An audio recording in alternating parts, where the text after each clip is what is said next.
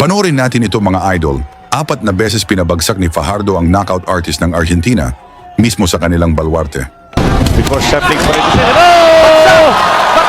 Here we go! Yan ang puwersa na taglay. Saka naman! Usapang bakbakan, di magpapahuli pag may bagong April 12, 2026, isang gabi na dapat sana'y fiesta.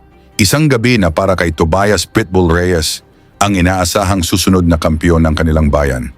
18 panalo, 16 na knockout, isang talo, isang mabangis na mandirigma sa sariling lupa, isang IBF eliminator, isang laban na inaasahang kontrolado, planado, sigurado.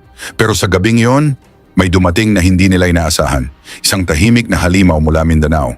Walang ingay, walang yabang, pero may dalang unos. Si Miel Fajardo, ang silent assassin, 13 panalo, 11 knockout, at isang misyon, wasakin ang lahat ng inaasahan. Left hand, big left hand again. There he touches.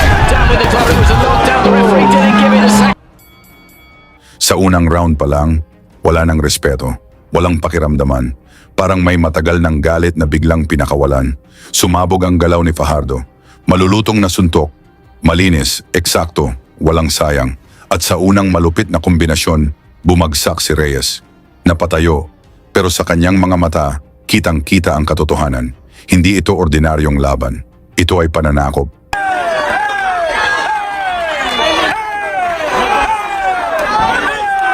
Tiene que caminar, tiene que irse porque se termina casi, no.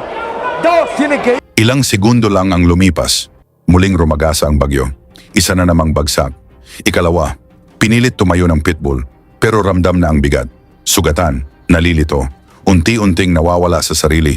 Upang makaiwas sa atake ni Fajardo, hinulog pa ang kanyang mouthpiece para lang makapahinga sa harap ng sarili niyang fans.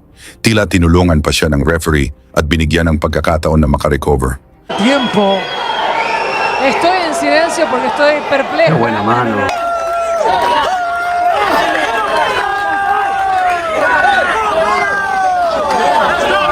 Pero ang problema, hindi kayang pigilan ng isang assassin kapag natuntun na ang target.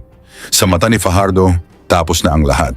At dumating ang sandali, isang pagkakamali, isang bukas na depensa, isang eksaktong suntok, ikatlong bagsak, at sa isang iglap, tumahimik ang buong arena.